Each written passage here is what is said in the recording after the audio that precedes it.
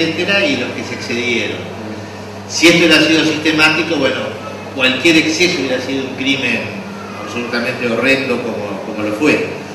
Pero lo cierto es que cuando en los primeros meses del gobierno democrático comenzaron, bueno, a abrirse la enorme cantidad de tumbas de NN, a proliferar las denuncias, y después, por supuesto, el trabajo extraordinario de la CONADEP, porque la CONADEP no fue solamente la primera comisión de la verdad en el mundo, después le siguieron muchísimas, la comisión Retin en Chile, la de El Salvador, la de Guatemala, la de Brasil, sino que en un lapso muy breve, 6 meses, bueno, acumuló una cantidad de material extraordinario, y sobre todo con la valentía de los cientos, de los miles de personas que fueron a declarar ante un futuro incierto.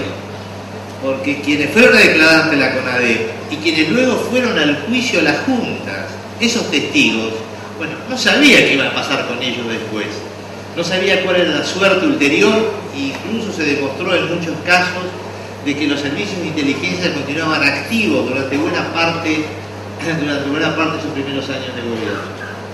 Está muy bien. Le da una primera mirada a Nunca Más, libro que sigue siendo fundacional de nuestros tiempos contemporáneos. Advierte la minucia con la que se hizo el seguimiento. En una muy rápida mirada, no quiero cansar a nadie: el secuestro, las torturas, los centros clandestinos de detención, descripción de los centros, la muerte como arma política, el exterminio, el compromiso de impunidad, represores y esquemas represivos, sobre actitudes de algunos miembros de la Iglesia. Magdalena, a lo largo de los años que siguieron, ya con todos los problemas de la democracia, los conatos de golpe de Estado, lo que significó la tablada, la presencia permanente de la muerte, mirando hacia atrás y habiendo sido integrante de esa comisión, ¿no tenés la impresión, quizá no sea demasiado oportuno ser pesimista un día como hoy, pero vos tenés la impresión de que efectivamente ha sido irreversible, que la sociedad argentina, más allá de las cosas que vemos todos los días, no podrá regresar a esos niveles de barbarie que te tocó investigar? No, yo creo que es impensable, a pesar de los errores y las falencias que pueda tener la democracia. No conocemos un sistema mejor. No creo absolutamente que sea posible, por más aciagas que puedan ser las circunstancias, que se vuelva a un estado como el que nos llevó el 24 de marzo de hace 33 años, ¿no es cierto? Parece esto imposible. Además, quería también recordar, cuando justamente hablaba Ricardo Gil Lavedra, que es muy impresionante en el mundo, por ejemplo en el Tribunal de Roma, cómo se considera el juicio a los comandantes, la importancia que le da la jurisprudencia internacional. Justamente el fiscal del Tribunal de Roma, el fiscal Caporale, cuando acompañamos a las abuelas como testigos, nos decía que el juicio de Nuremberg había sido un juicio con jueces pertenecientes a un ejército vencedor, los aliados. Los fiscales eran alemanes, pero no los jueces. En Grecia, el famoso tribunal que juzgó a los coroneles griegos era un tribunal que juzgaba delitos militares. Pero en América Latina, obviamente, y en el mundo, el tribunal que juzgó delitos de lesa humanidad, con jueces argentinos, fiscales argentinos y testigos argentinos, que, como bien se señalaba acá, daban la cara y no se sabía exactamente qué es lo que les podía ocurrir. Es un fenómeno único. Esto en Roma me lo recalcaron particularmente en el Tribunal de Roma.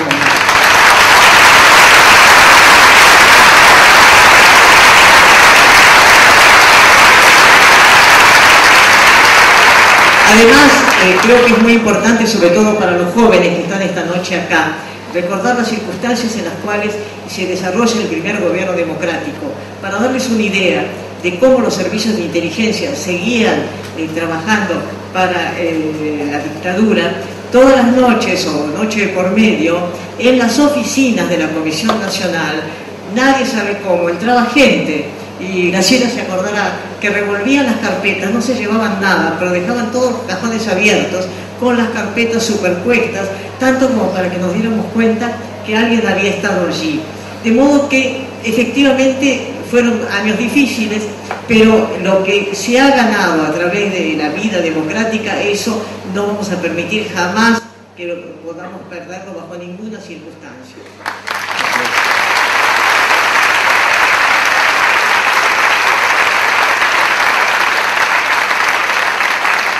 Yo quiero preguntarle a Graciela algo que todos conocemos, que es el hecho que Graciela no forma parte del radicalismo, formó parte de otra fuerza política, que participó en una alianza, que tiene una mirada propia y que ha pensado con su propia cabeza siempre en los problemas políticos. Quiero hacerle una pregunta por uno de los temas que quedan de aquella época y que me parece que en este nuevo aniversario del golpe es importante que una mujer como vos se exprese con total franqueza.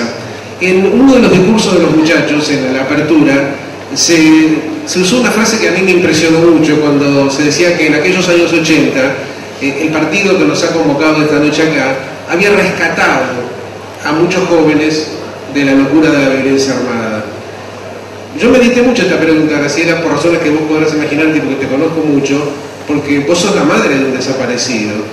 Y entonces, me gustaría que compartieras tu reflexión sobre lo que significó ya no solamente el terror de Estado, del que se ha dicho prácticamente todo, aunque lo debamos seguir diciendo, lo que hicieron los militares y las fuerzas de seguridad, sino del recurso a la violencia y a la lucha armada. ¿Cuál es tu impresión hoy de aquel fenómeno? Bueno, había un contexto que era un partido popular de raigambre muy extendida como el peronismo, que estaba proscrito desde hacía muchos años. Y que incluso cada vez que un gobierno radical, caso de Frondizi, caso de Ilia, amagaban reconocerlo como partido, había un golpe militar que lo impedía. Esto fue creando lo que se llamó la resistencia peronista y transformó en jóvenes peronistas revolucionarios a muchos cuyas familias no eran peronistas.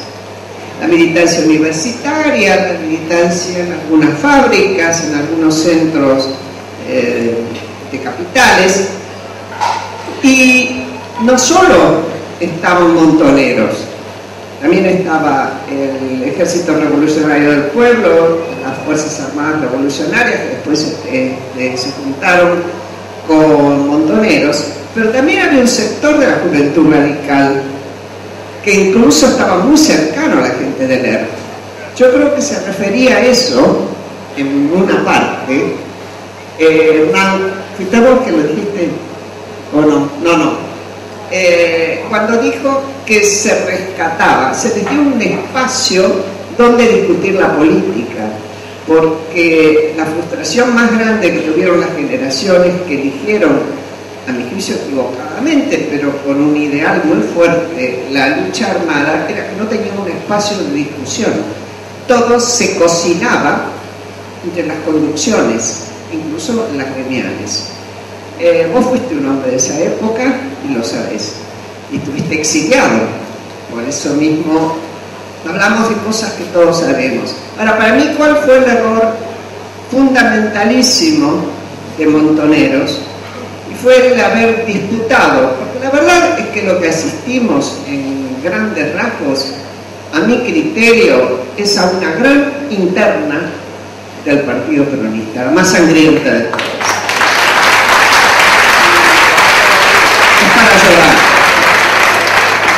Es para llorar. Porque si bien es cierto que existían las otras formaciones, organizaciones armadas y otras posiciones políticas, la verdad es que era la confrontación más grande, uno podría personificarla en la AAA y Firmenich. Para poner un nombre, había mucho más que eso. Y el error grave de Montoneros era creer que realmente se